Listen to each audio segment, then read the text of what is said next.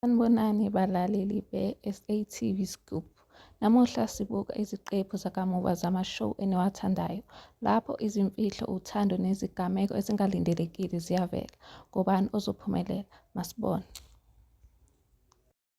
Ubhekana nokuhlaselwa njengoba u-Ankushman entshontsha isari yakhe.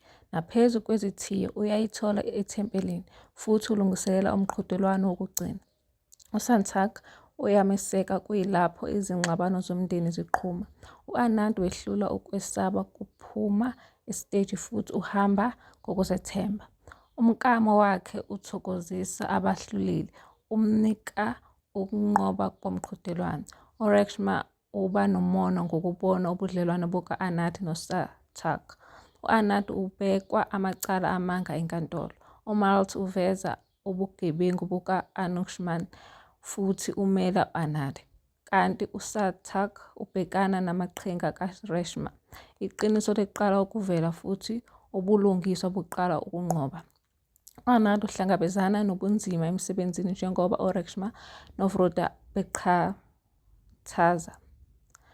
USantak uyamkhuthaza ukuthi abonise ikhono lakhe. Izingxoxo ezihlekisayo nezingozi ezincane zenzeka izinto zijabule. U-Anand uthola inkontileka yenkampani futhi uya ePhuja ekhaya likaSantak. Nakuba amaqhinga kaReshma noVruta eqhubeka, isibindi sokunqoba buka-Anand kuyamkhanyisa.